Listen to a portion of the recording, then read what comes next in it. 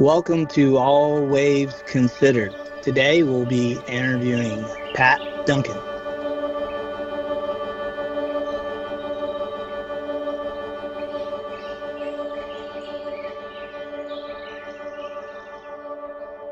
Because I just love the water. I've been in the water my whole life, just playing around with rubber mats and, just getting banged around and just loving it.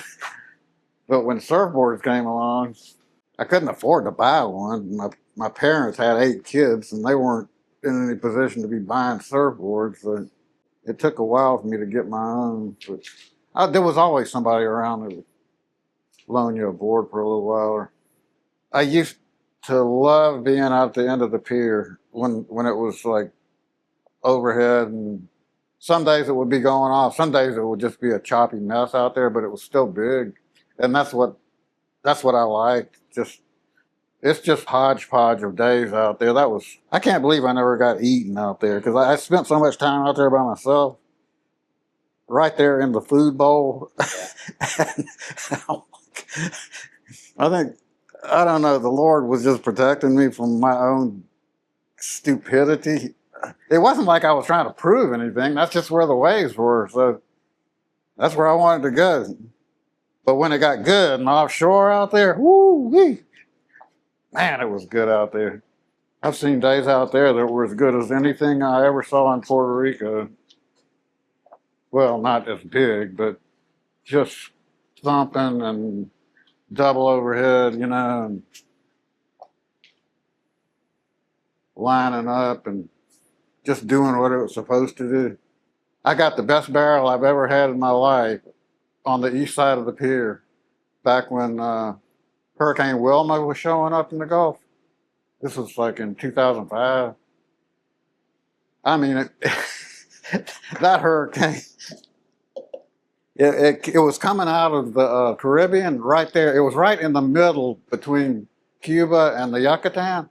And before it even got to the backside of Cuba, it was pumping waves up into the Gulf because it was a big hurricane down in the Caribbean. And the whole focus of all those waves was right here in Pensacola. I mean, it was going off for a week here, solid, with no wind at all. It was like, Yancey could tell you about it. But anyway, I was out on the east side of the pier. The waves were just like taking off, and just like, it was like a dreamland, man. We were like freaking out. It was so good. And this one day I was out and took off on this big wave, and I'm looking down the line. I mean, it was just lined up from here to Timbuktu. And I'm like, why did I catch this stupid thing? It's going to close out and kill me. So I'm just like heading down the line. The lip comes over. Woof. I'm thinking, okay, here we go. So I thought that was it. That thing just kept opening up. I was like 50 or 60 feet from the pier when I took off. This is on the outside. When that wave started breaking, I didn't come out of that thing until I was almost down to where the dock is. And I couldn't, it was like just like this curtain. I couldn't tell where I was. It was like, all I could see was this light at the end of the tunnel. Yeah. And every once in a while it would kind of back off and I'd catch up and then it would just start all over again. It was, when I came out of that thing and I realized where I was on the inside down there by the dock. And I'm like, oh my gosh. I was like, woo, that was a good one. So, I mean, I've had some good waves in other places, especially Puerto Rico. That was like, whew. But as far as staying in a tube, that was the one. It was here in Pensacola. When I still think about it, I'm like, man, I cannot believe that happened here. But like I said, the waves from that hurricane were something. It was just like unbelievable for a week. We were so surfed out. I could barely move at the end of that week. My mom was born in Mobile. My dad was from here. I was the second oldest. I had an older sister. She's still alive. She lives in North Carolina. My dad bought this big old rambling place in the East Hill, right on Lakeview. From the day we moved into that place, it never stopped getting remodeled until after I was gone. So that's where I learned carpentry, basically, just watching guys and helping them. Dad's like, go out there and help those guys. Go do something. I'm like, okay. What were you like as a child? What was I like? Like if your parents described you or your siblings described you. Lazy. All the bad stuff, which was absolutely true. I was just, all I wanted to do was goof off. I was a terrible student. You couldn't leave anything laying around or I'd take it, you know.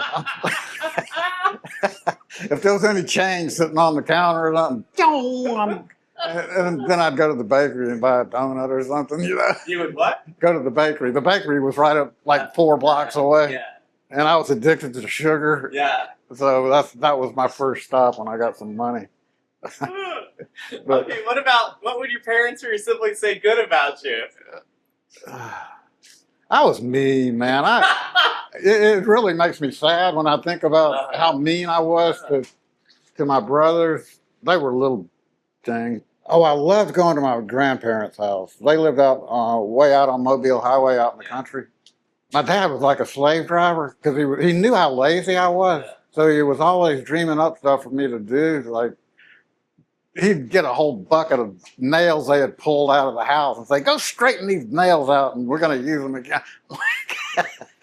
Or there'd be a pile of bricks that had been taken out from somewhere and he'd say, well, they'd be all piled up neatly somewhere. And he'd say, I need you to move that pile of bricks over there. Just to make me do stuff, you know, because really I was just like totally worthless. But he realized it and he just worked me just like a dog, man. And was that special treatment that he gave you, or was that? That was everybody. Okay. But it was kind of special for me because, I mean, my older sister was she was pretty motivated, really smart, and she stayed out of trouble. And, well, other than when she was beating me up when I was, she was kind of bossy when I was like 3 years younger than her. And so until I was 5 years old, I was scared to death of her. She would just like act like my second mother, you know. And what was your mom like? She was the hardest working girl that you could possibly imagine. She loved art and she was really good at sewing. She made a bunch of our clothes. Just really talented, and she had so many friends that loved her to death, man. When I think, I couldn't even tell you how many friends. I mean, good, solid friends, not just acquaintances. She was something else. At one time, she told me I was her favorite. I don't know whether she told that to everybody, but I was like, I'm your favorite. I must have been 14 or 15, I guess. I was like, it was like the best compliment I'd ever had in my life. So maybe you're telling me that you were lazy, you were a thief, you were mean, but maybe you had somehow you had some kind of lovable quality. Well, I loved my dog. They got this German Shepherd. When we got a German Shepherd from some people in Pensacola when I was about 6 years old. Yeah. And what happened was the people kept one of the German Shepherds, but that one died. And so they came back and asked my dad and mom if they could have the dog they had given us after about 3 weeks. And I was already that dog could not get away from me. I was like, and my mom and dad said, nope, no way. You should have kept this one, or I don't know what they said. Anyway, they didn't let him have the dog, and I grew up with that dog. And when I started school, we lived about 4 blocks from school, and I would either walk or ride my bike or whatever. But the dog would just go to school with me and sit in the doorway all day long at the school, waiting for me to get out. And all the kids knew the dog. Everybody in school loved that dog, man. He was like,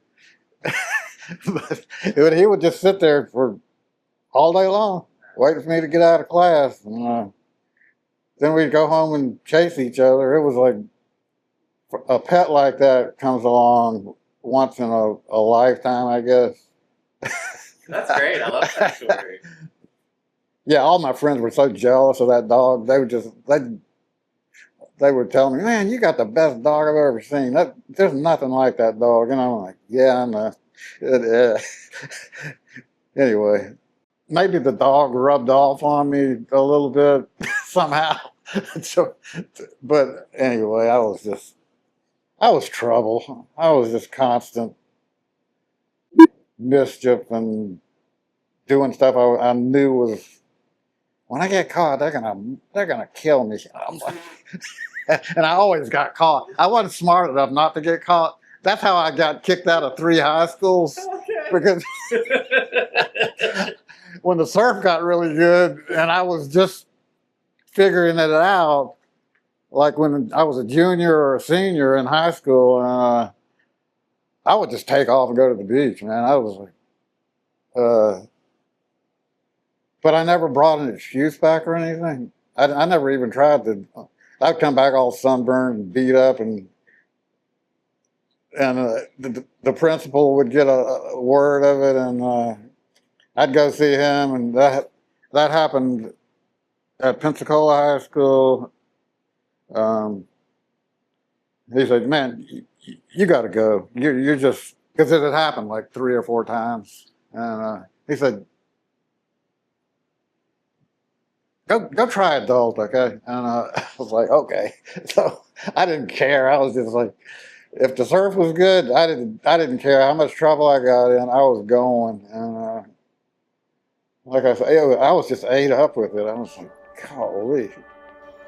He has a significant place in the surfing world for me, because it seemed like as I was growing up and being more brave to surf bigger waves when we got bigger surf, which was either hurricanes or strong cold fronts or low pressure systems, he was always the guy who sat outside further than everyone and took off on the biggest wave of the day. So he would always stand out. He, in the surfing tribe or the group or the lineup, he was the guy who was going to paddle out, and then as the wave of the day would come through, he would be on it. And it was a memorable thing. Like, yeah, did you see the wave of the day? Yep, Pat was on it. Of course he was.